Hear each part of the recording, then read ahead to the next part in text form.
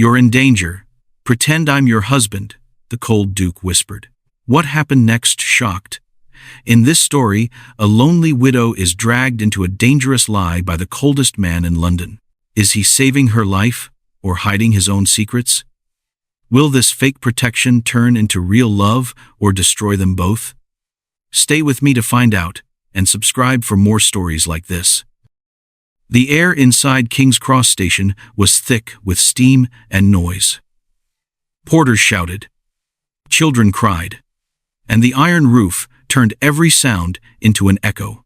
Clara Wynne stood near the edge of the platform with a small brown suitcase at her feet and her gloved hands wrapped tightly around the handle of her umbrella. At 48, Clara had learned how to be invisible. As a paid companion to a wealthy widow, she dressed in plain browns and grays. She kept her head slightly bowed. She spoke only when spoken to. People looked past her the way they looked past a chair or a coat stand. It was safer that way. But today, someone was looking directly at her. "Mrs. Wynne," a low voice said behind her. "Running off so soon?" The hairs on the back of her neck rose. Clara turned and saw Mr. Edwin Pike standing a few feet away.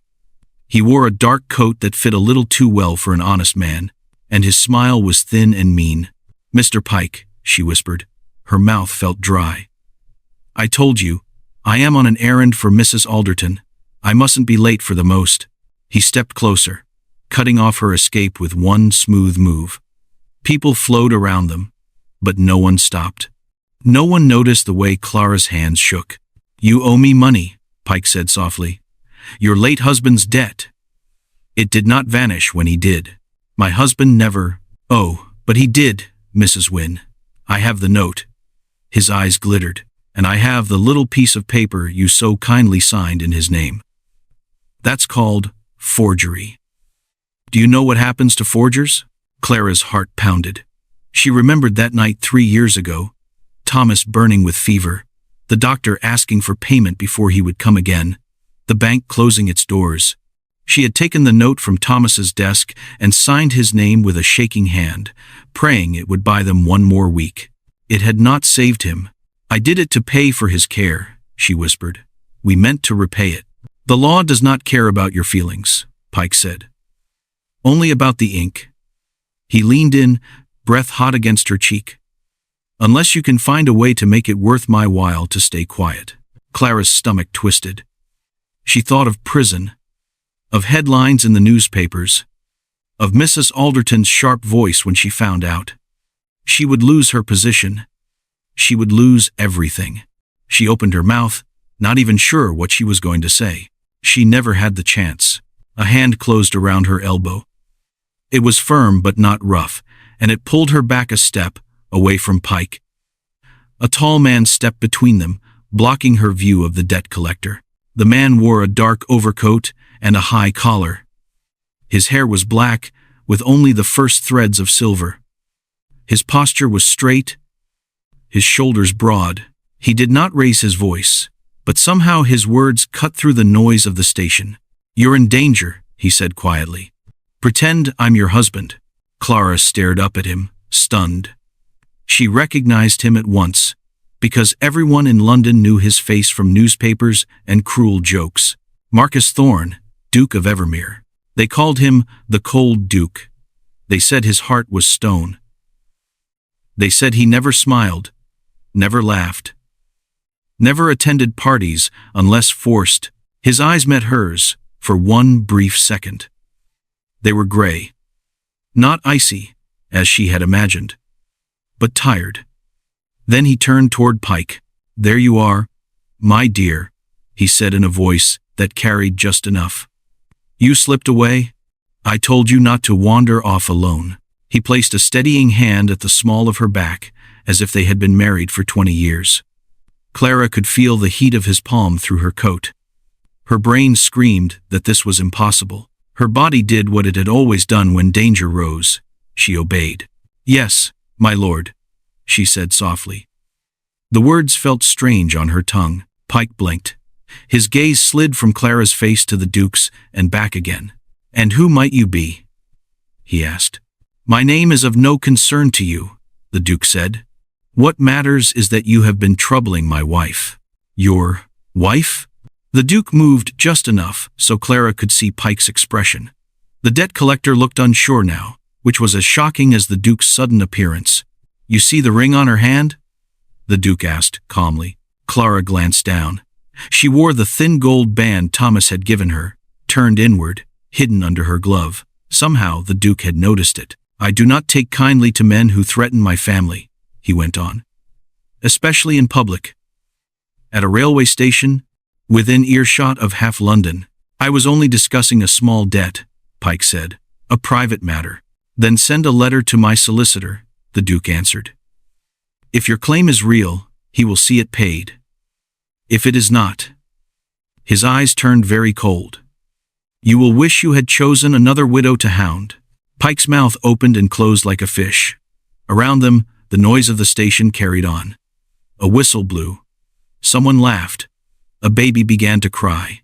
Life went on, unaware that Clara's life had just shifted in one wild instant. "This is hardly necessary," Pike muttered, but he took a step back. "We will speak again, Mrs. Wynne." "You will not," the Duke said. "Not unless you wish to find yourself in court." Pike hesitated, then gave a stiff bow and melted into the crowd. Clara suddenly felt weak. Her legs trembled. If the Duke had removed his hand, she thought she might fall. "Come," he said quietly. "Let us move away from the edge." He guided her toward a quieter corner near a pillar. Only when they stopped did he remove his hand from her back. Clara drew a slow breath. Her heart still raced, but the piercing fear had eased. "You are safe for the moment," he said. "He will not push in public, not now that he has been seen." "You should not have done that," Clara whispered. "He is dangerous. I have dragged you into something ugly." "I was already in it the moment I saw his face," the Duke said. "I know men like him. They live on fear. They count on the fact that women like you have no one to stand beside them." He reached into his coat and took out a small card. The edges were clean and sharp. He held it out. "Marcus Thorne," he said. "Duke of Evermere. You may already know my name. Most people do, though not always kindly." Clara swallowed. "Everyone knows your name, Your Grace." "Then you know I have some power," he said simply. "I can make a man like that hesitate. You cannot. Not alone." She stared at the card but did not take it. "Why me?" she asked. He studied her for a moment, really looked at her in a way that made her feel strange, seen and bare. "You are not the first widow he has hunted," the Duke said. "Not the first woman working quietly in the shadows. There was another. Years ago. I did not step in then. I was too consumed with my own grief. I will not repeat that mistake." Something flickered across his face, there and gone. "If you allow it," he went on, "I can help, but I will not force you. If you refuse, burn the card and forget you saw me. Only know this: he will be back, and he will not stop until he has taken everything he can from you." Clara's fingers closed around the card at last. The heavy paper felt real and solid against her skin. "What would your help cost me?" she whispered. "Nothing you do not choose to give," the Duke said. "But I will not lie to you. To keep a man like that at bay, you will need the shield of my name and more than words. If you come to me, I will explain." A train roared into the station behind them. Steam rolled across the platform like white fog. When it cleared, the Duke was already stepping away. "Think carefully, Mrs. Wynne," he said. "And quickly. Danger does not wait."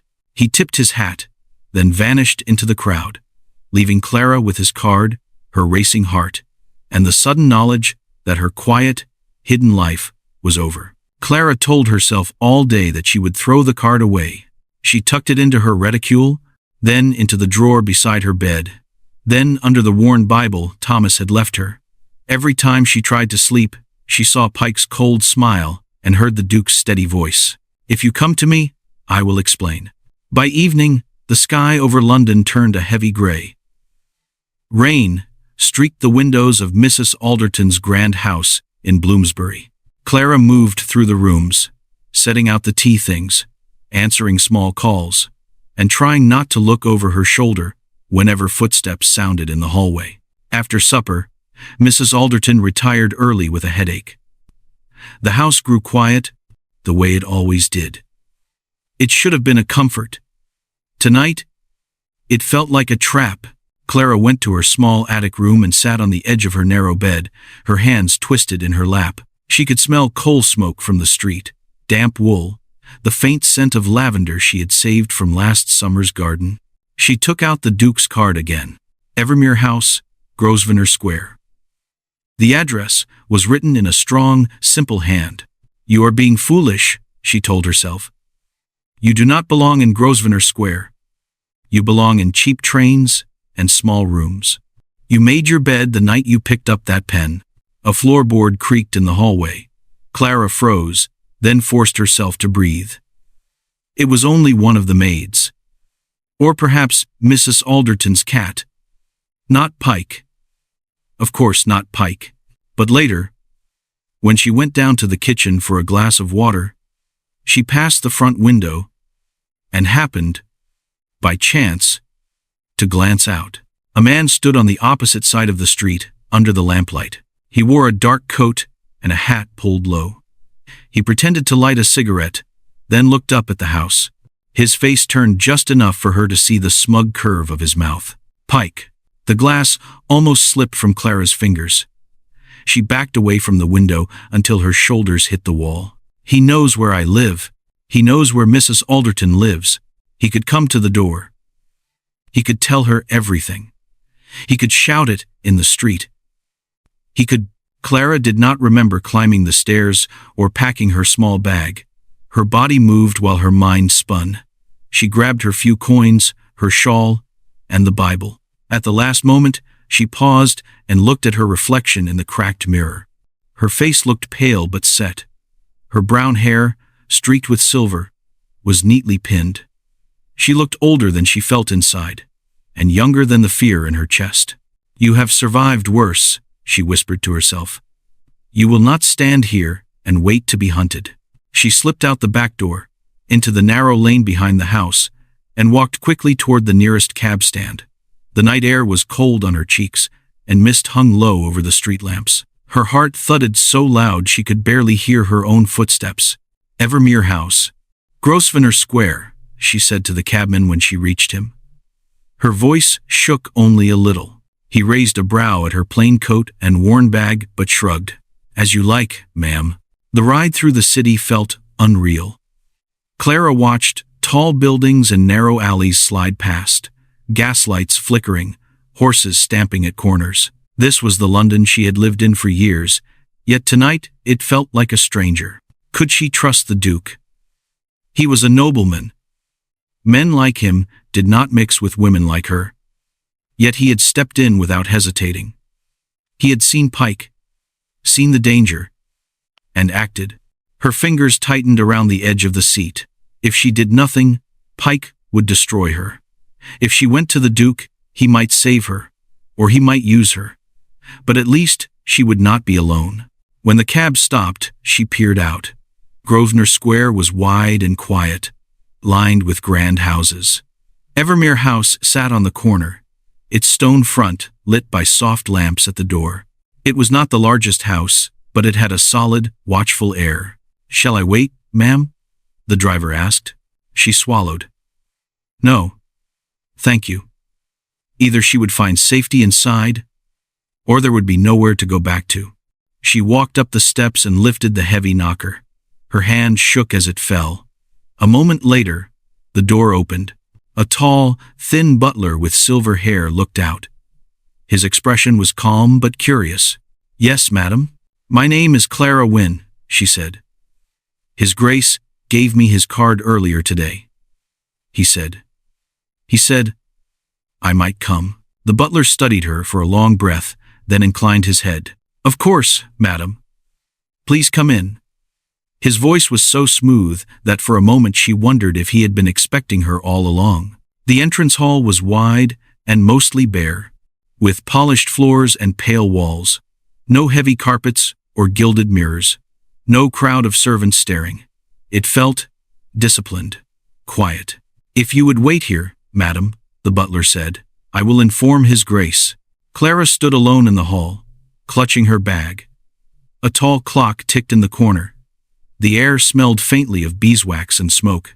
After what felt like both a moment and an hour, a door at the far end opened. The Duke walked toward her, still in his dark coat, as if he had not slept either. "You came?" he said. "Yes, your grace," Clara replied. He was watching the house. "Mrs. Alderton's house. I could not stay. I will leave again at once if this is an inconvenience, but I had nowhere else to go." "You will not leave," the Duke said. His voice was gentle but firm. "You did what you had to do. Come." He led her to a study with tall windows and shelves of books. A fire burned low in the grate. He gestured to a chair near the hearth. "Sit," he said. "You look as if you will fall if you do not." Clara obeyed. The warmth of the fire felt like a shock after the cold streets. "Tea, Harding," the Duke said to the butler, who had followed them in. "And something to eat. Then ask Lady Beatrice if she might join us." "If she is awake?" "Yes, your grace." Harding slipped out. The Duke turned back to Clara. "Now," he said, "tell me everything. And this time, do not leave out any part you think shameful. Shame grows in silence. Facts I can use." Under his steady gaze, Clara found herself speaking. She told him about Thomas's illness, the unpaid bills, the closed doors, the night she took the note and signed Thomas's name, believing, hoping, that the business would right itself and the bank would be repaid. She spoke of Thomas's death, of selling nearly everything, of taking work as a companion to survive, of Pike arriving 1 year later with smooth words and threats, waving the note and calling her a criminal. Her voice broke once, when she spoke of Thomas's last days. She pressed her knuckles to her mouth, ashamed, but the Duke did not flinch or look away. When she finished, the room felt very still. The fire popped softly. "You were desperate," the Duke said at last. "Not greedy, not careless, desperate, and alone." "The law does not care about my reasons," Clara whispered. "Only about what I did." "That is often true," he said. "But people care. Judges care sometimes. Juries care. And men like Pike care about how much money they can squeeze from that fear." A light knock sounded on the door. The butler returned, carrying a tray with tea and sandwiches. Behind him came a woman in a soft blue dressing gown, her dark hair braided down her back. "Marcus, what on earth, oh?" She stopped when she saw Clara, and smiled in surprise rather than annoyance. "You brought someone home." "This is Mrs. Clara Wynne," the Duke said. "Mrs. Wynne, my cousin, Lady Beatrice Thorne." Beatrice crossed the room with an easy grace and took Clara's hand. "You look as if you have had a most dreadful day," she said kindly. "Sit, drink." Marcus tends to forget that people need food as well as plans. In spite of her fear, Clara felt a small, shaky smile tug at her mouth. As they poured tea and Beatrice pressed a sandwich into her hand, the Duke explained briefly. He spoke of Pike, of the station, of the note. Beatrice's eyes darkened. "Men like that are cowards," she said. "They deserve to be dragged into the light." "That is my intention," the Duke said. He turned back to Clara. "But the first step is this. He must not be able to touch you. Your position as a companion will not shield you. In truth, it will make you easier to harm. If he calls the police, if he whispers in the right ears, you may find yourself dismissed and alone within days." "What can I do?" Clara asked. Her fingers tightened around the warm cup. "You can borrow my name," the Duke said, properly this time. Beatrice raised a brow. "You mean?" "For now, only in appearance," the Duke said. "If Mrs. Wynne comes to stay here, and if we present her to society as my wife for a short time, Pike will have to move with much more care. No one wishes to tangle with a duchess without proof." Clara stared at him. "Pretend to be your wife," she whispered. "It is what I told you to do at the station," he said. "Only now, we would do it thoroughly. There would be rules. We would make it clear that this is a matter of protection and convenience. Your dignity would be guarded. When Pike is dealt with, we will end the arrangement and you will be free, safer than before.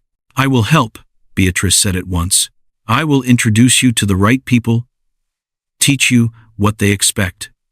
Do not look so frightened, Mrs. Wynne. You have more sense than half the women in Mayfair already.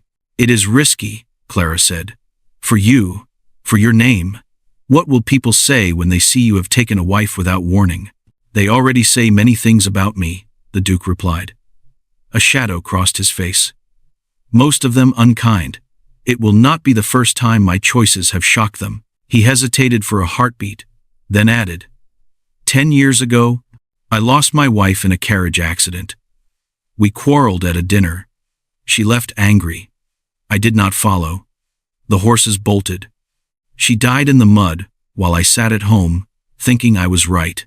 Since then, I have found it easier to keep everyone at arm's length. They call me cold because I have been. Clara's chest tightened. She had not expected this confession. Not from a man like him. Then why help me? She asked softly. Because I see a second chance, he said. Not at love. Do not look so startled. But at doing the decent thing, when it costs me something. At not turning away from another person's pain because it is easier. I cannot bring my wife back, Mrs. Wynne. But I can stand here now instead of walking past you as if you were part of the furniture. Silence settled for a moment. The fire crackled. Rain tapped against the window. Clara looked at the cards still lying on the table, at her small bag by the door, at the two people watching her, not with pity, but with a kind of quiet hope. If I say yes, she said slowly, there must be rules. No unkind jokes at my expense. No touching beyond what is needed for the act. I will not be a toy for your friends. The Duke's mouth tightened. I have no friends who would dare, he said. And if they tried, they would find the cold Duke not so cold after all. You will be treated with respect, Mrs. Wynne. That is my promise. Beatrice gave a small, fierce nod. I will see to that myself, she said. Clara drew a long breath. She had risked everything once out of love for a dying husband. This was a different kind of leap, but it felt just as sharp. Very well, she said. I will borrow your name, your Grace, for a time. The Duke's shoulders relaxed by a fraction, as if he had been holding his breath too. Then welcome to Evermere House, he said. From this night, Mrs. Wynne, you are the Duchess of Evermere, at least to the world. And for the first time in years, Clara felt a strange, fragile thing stir in her chest. Hope. The transformation began the next morning. Clara woke in a room that did not belong to her and had never belonged to anyone like her. The bed was wide and soft. The curtains were thick, a deep blue that reminded her of twilight. A small fire burned in the grate, kept alive by someone who had risen earlier than she had. For a heartbeat, she thought she was a girl again, waking in her parents' house before everything had gone wrong. Then she remembered the station, Pike's face, the Duke's hand on her elbow, and the wild promise of the night before. You are the Duchess of Evermere, at least to the world. A maid knocked and entered with hot water and a shy smile. Good morning, Your Grace, the girl said, and Clara's heart gave a little jump. Lady Beatrice said, I am to help you dress. I'm Annie. Please, call me Mrs. Wynne when we are alone, Clara said. Your Grace makes me feel like I've put on someone else's shoes. Annie's smile widened. As you like, ma'am. But downstairs, it must be Your Grace. His Grace was very clear. Downstairs, where she would have to walk and talk and pretend this was her home. By noon, Lady Beatrice had filled the room with dresses. Some were older gowns of her own that could be altered quickly. Others had been sent on loan from a dressmaker who owed the Duke a favor. We will order more later, Beatrice said, moving with cheerful speed. For now, we just need enough to convince people you did not marry in your night shift. Try this one. The dress she held up was a soft gray silk, simple but well cut. When Clara put it on, it lay smoothly over her figure, hiding the places she had grown heavier. skimming the places where time had been kind. She turned in front of the mirror and barely recognized herself. She searched for the right word. Pretty felt foolish. Young was untrue. Different. She finished. You look like yourself, only with better cloth, Beatrice said. And that is more than enough. Now, let us practice walking down a staircase without clutching the rail, like a sailor in a storm. By the time they finished, Clara's feet ached, and her cheeks hurt from trying not to frown. But when she glanced at the mirror again, she saw that her back was straighter. Her eyes looked less afraid. At tea, the Duke joined them. He wore a black coat and waistcoat, simple but well made, like the house. He studied Clara for a moment. Society will be surprised, he said mildly, which is not always a bad thing. Society will be shocked, Beatrice corrected. Which, in your case, is almost expected by now. Clara touched the teacup to steady herself. What exactly will people be told? She asked. The truth, the Duke said calmly. That I married a widow of good sense and quiet strength. And that, as I am a private man, I chose to do it without a parade. Marcus, Beatrice said, I adore you, but no one will believe you married for good sense. They will assume it is either scandal or madness. Then let them wonder which, he answered. Clara set down her cup. And Pike? She asked. What will he do when he hears? He has already heard, the Duke said, sliding a letter across the table. The paper was thick, the writing bold. Clara recognized Pike's hand at once. To His Grace, the Duke of Evermere, she read aloud. Her voice shook a little at first, then steadied. I offer my congratulations on your recent marriage. It is a curious thing, is it not? How quickly a widow's status can rise. Her stomach turned as she kept reading. I must, however, share a matter of concern. Your charming bride failed to tell you that she is under suspicion for fraud and forgery. I have in my possession a note bearing her late husband's name, signed by her own hand. It would grieve me to see your noble house stained by scandal. Perhaps we might meet privately to discuss a way to avoid such an unfortunate outcome. If I do not hear from you within 3 days, I shall be forced to bring the matter to the attention of the law and of the public. Clara put the letter down carefully. He will ruin you because of me, she whispered. He will try, the Duke said. But he has misjudged his game. He believes I care more for my name than for the woman who now holds it. He believes I will pay him to be silent. He is wrong on both counts. What will you do? She asked. We will not answer this letter, he said. Instead, we will invite him into the light. Beatrice's eyes flashed. You have a plan. I do, the Duke said. In 3 days, there is to be a lecture at the Royal Institute. Half the men Pike wishes to impress will be there. So will several magistrates, and more than a few newspaper men. I have secured a row of seats. Pike craves an audience. He will not be able to resist. You want him to accuse me in public? Clara asked, horrified. Yes, the Duke said simply. Because then, we can answer him in public. Beatrice turned to Clara. Marcus has spent the last 10 years reading laws instead of novels, she said dryly. He knows more about property and debt than most barristers. He will not let you walk into a storm without an umbrella. I have already begun to gather information, the Duke said. Harding has spoken to servants in houses where Pike has called. Beatrice has reached out to women she knows who have lost husbands and suddenly found new debts in their names. Pike is not clever enough to vary his tricks. He repeats them. We will prove it. Clara swallowed. You want me to stand there while he calls me a cheat and a criminal? I want you to stand there while he calls you that, the Duke replied, and then tell the truth before he can twist it. You signed that note, Mrs. Wynne. The law may call that forgery, but when people hear why, they will see the difference between a woman driven into a corner and a man who builds corners for a living. Beatrice reached across the table and squeezed Clara's hand. You are stronger than you think, she said softly. You survived the worst already. This is only telling the world what you did to live. Clara looked down at their joined hands. Her nails were plain. Beatrice's were pale and neat. The contrast felt like a picture of the life Clara had never expected to touch. "What must I do until then?" Clara asked. "Learn to be the Duchess so well that no one will believe you could ever have been helpless," the Duke said. "Tonight, we begin." That evening, they attended a small dinner at the home of Lord and Lady Farnham, old friends of the Duke's late parents. The invitation had been sent weeks ago, but the Duke had sent a note in the afternoon saying he would attend with his wife. Clara's heart thudded the whole drive there. Her hands folded tightly in her lap. She whispered each rule Beatrice had given her. "Do not talk too much about yourself. Do not stare at anyone. When in doubt, ask a question." People like to speak about themselves more than they like to listen. But when they entered the Farnhams' drawing room and all heads turned, her mind went blank. The room was full of soft silk and sharp eyes. "Marcus," Lady Farnham cried. "You wicked man, to hide a wedding from us. And this must be?"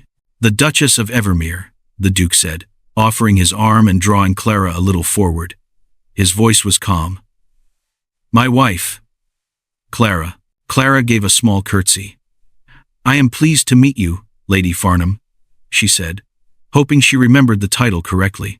"Clara," Lady Farnham repeated, taking both her hands. Her gaze swept over Clara's dress, her hair, her face. But there was more curiosity than cruelty in it. "We had begun to think Marcus would marry no one but his horse. Where have you been hiding?" "In plain sight, I suspect," the Duke said. "You simply did not notice her." A few of the nearer guests laughed.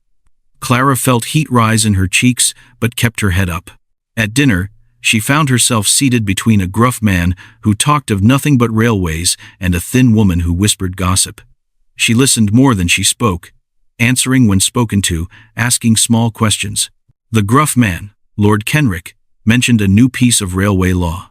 "It's all to do with liability," he grumbled. "If a carriage breaks, who pays?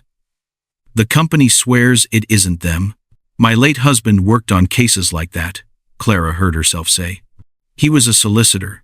He used to say people like to hide responsibility in the space between two names on a contract." Lord Kenrick blinked, then chuckled. "Your husband was right, Duchess, and now we're paying for that gap."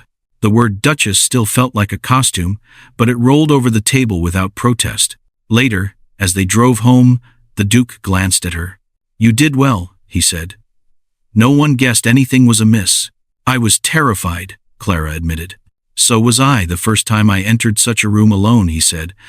"I only hid it better." She turned her head, surprised into a small smile. "It is strange to think you were ever frightened of anything." "Grief makes cowards of us all," he said quietly. "Of course, most people confuse it with pride." Clara looked out the window at the dark streets. For the first time since Thomas's death, she did not feel entirely alone inside her own skin. The next 2 days passed in a blur of lessons and fittings, quiet dinners, and careful plans. Every evening, Harding brought reports. Every morning, Beatrice added names to a growing list of widows who had met Pike and lost money. On the morning of the lecture, Clara woke before dawn.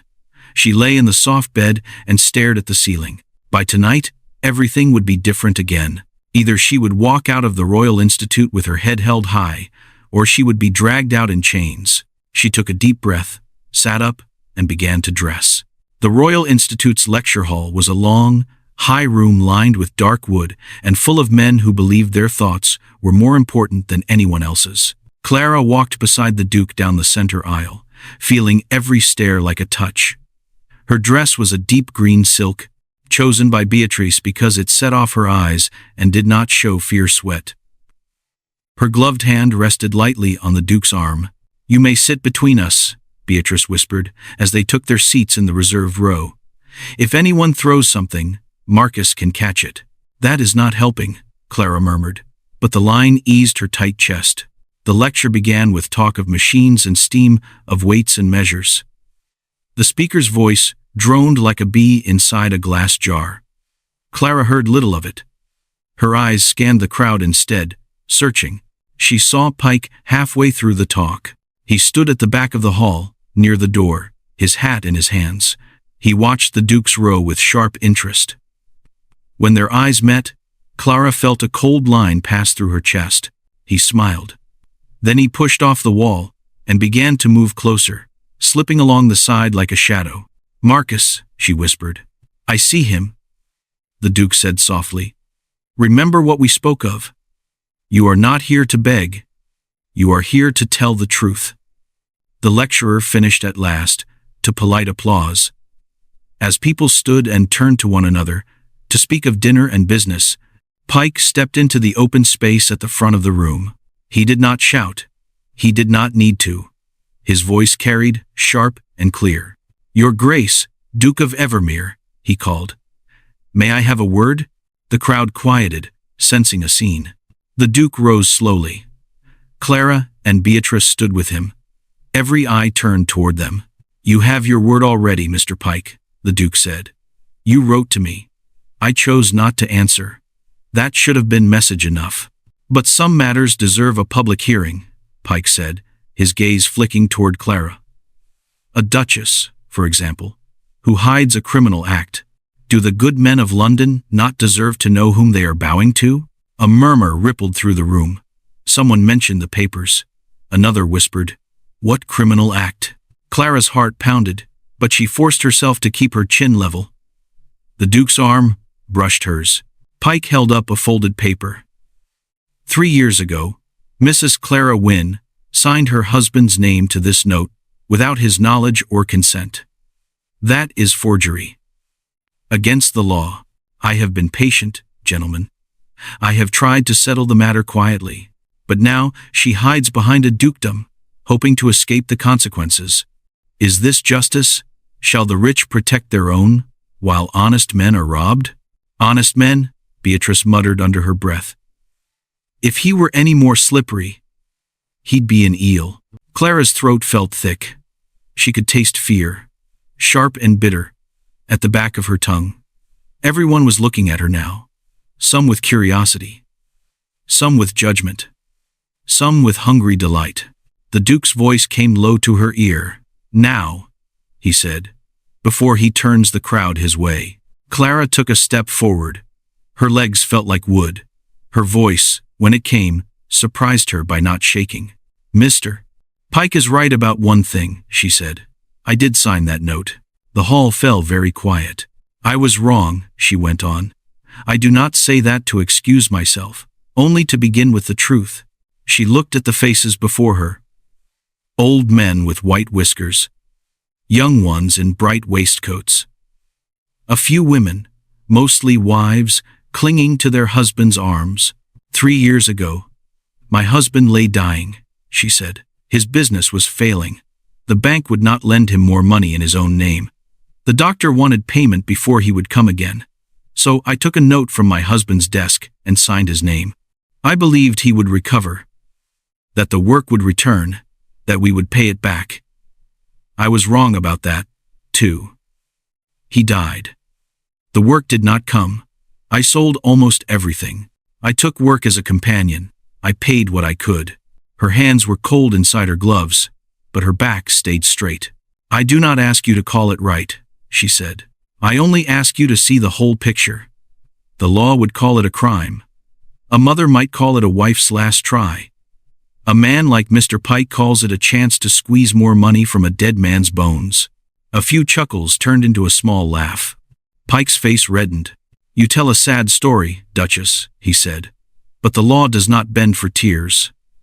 I bought that note fair and square. I have the right to collect. Do you also have the right to add numbers to it?" A voice called from the side. A woman stepped forward. She wore a black dress and held a small book in her hands. Behind her, another woman followed. And another. Beatrice smiled.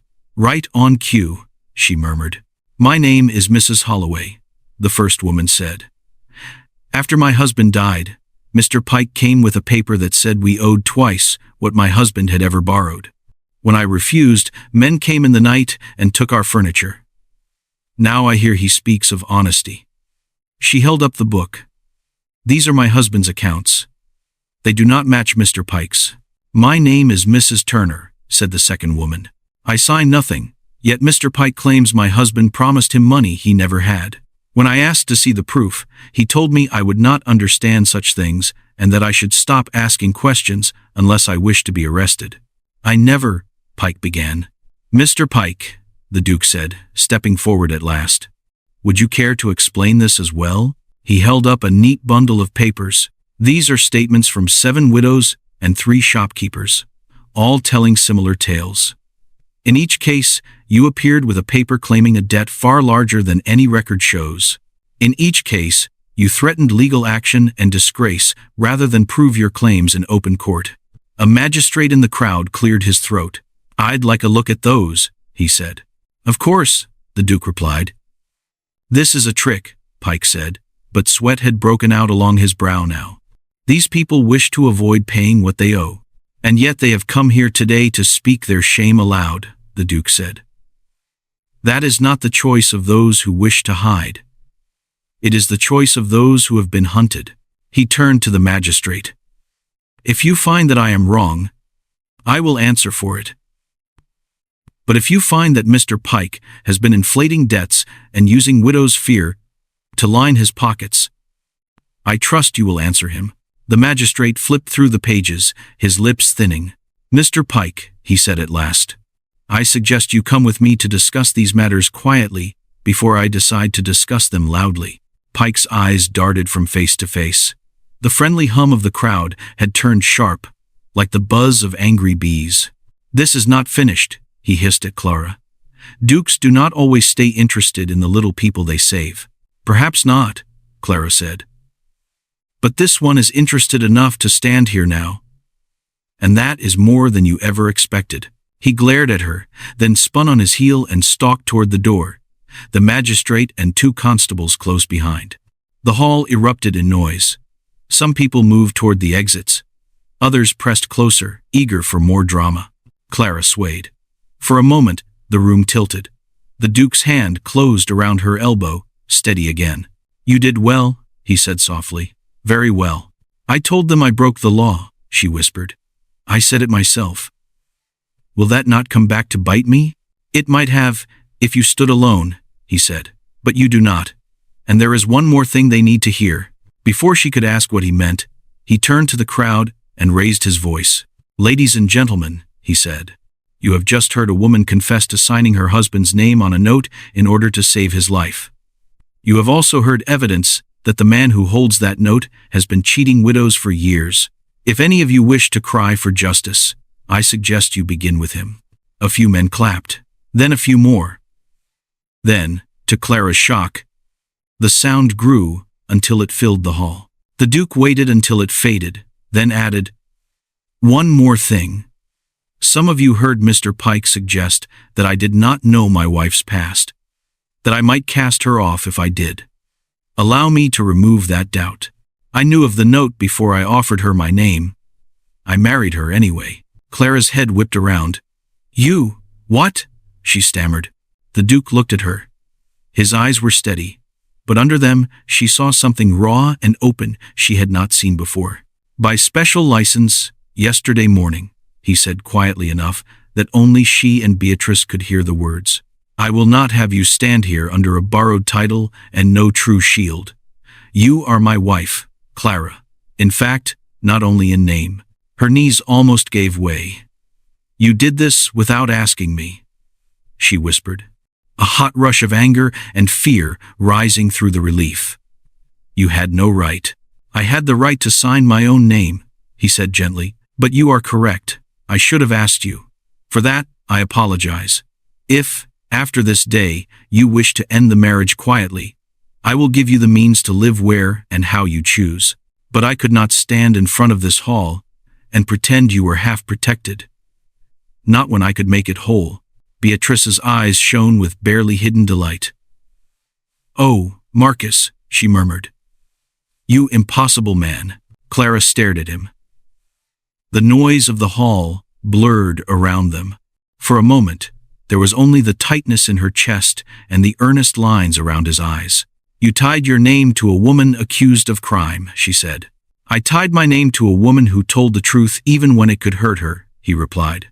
I have done worse. She thought of his wife, of the storm he had carried alone for 10 years. I am very angry with you, she said, her voice low. I would expect nothing less, he answered softly. And also, she heard herself say, surprising even herself, very, very grateful. His shoulders dropped a fraction, as if a weight he had braced for had not fallen after all. Then perhaps, he said, we may yet find our way from this mess together. Together, the word lodged in her heart, not like a stone, but like a seed. The story of the scene at the Royal Institute spread faster than smoke. By the next morning, the newspapers carried small pieces about a certain moneylender being questioned over inflated debts. They were careful with names, but people whispered anyway. Within a week, more widows had come forward. Within 2, Mr. Pike had disappeared from his lodgings, leaving behind stacks of paper no one could untangle and a trail of anger that would follow him wherever he tried to hide. In all of those stories, another tale grew alongside it. A quieter one at first, told over teacups and behind fans. Had you heard? The cold Duke, who never smiled, had married a widow no one had even noticed. She had stood in a public hall and admitted to signing her husband's name to save his life. She had not fainted. She had not wept. She had simply told the truth while the Duke stood beside her and refused to let her be small. Some clucked their tongues and said it was shocking. Some said it was mad. But more than a few women, especially those with silver in their hair and old pain in their eyes, said it was beautiful. Evermere House changed, too. The first time Clara walked into the drawing room and found it full of guests, she froze. Beatrice waved her in. It is only a small gathering, she said. A few ladies who wished to meet the woman who frightened a moneylender more than a magistrate ever could. They were not grand duchesses. They were widows and shopkeepers' wives, a few young women with tight mouths and tired eyes. They sat on the sofas and chairs, sipping tea from fine cups, and when Clara entered, they stood. Your Grace, Mrs. Holloway said, dipping a curtsy. We wanted to thank you. If you had not spoken, I would still be hiding my shame in my kitchen instead of speaking my anger in a hall. Clara felt heat creep up her neck. Please, she said, do not call me brave. I was terrified. That is what makes it brave, Mrs. Holloway answered. Over time, the gatherings grew into something else. Women came not only to speak of Pike, but to share their worries, their small triumphs, their plans. Beatrice turned the back garden into a place where children could play while their mothers met. Harding shocked everyone by appearing one afternoon with lemonade and a crooked smile. The Duke did not hover. He moved in and out like a tall, quiet shadow, listening more than speaking. Clara noticed that his shoulders were less stiff now when he entered a room full of people. His eyes softened when children tugged at his coat, unafraid of the cold Duke. One evening, several weeks after the lecture, Clara stood in that same garden as the sun slipped low. Lanterns swung from the branches of the small trees. Laughter floated across the grass.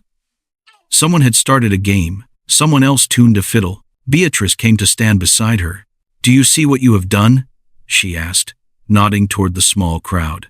I see what we have done, Clara replied. We did not do this, Beatrice said. When you let people see you as you are, Clara watched as a young woman comforted another, whose eyes were red from crying. As an old woman showed a girl how to mend a tear in a dress. As Harding bent down to tie a small boy's loose shoe with surprising care.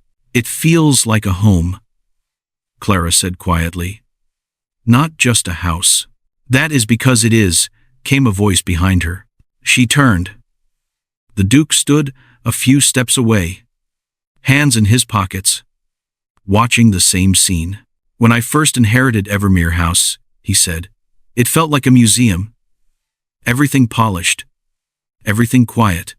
I thought that was what nobility meant. No dirt, no noise. And now? She asked. Now, I think nobility means opening the door when someone knocks in fear at midnight, he said. And letting children run on the grass, even if they scuff it.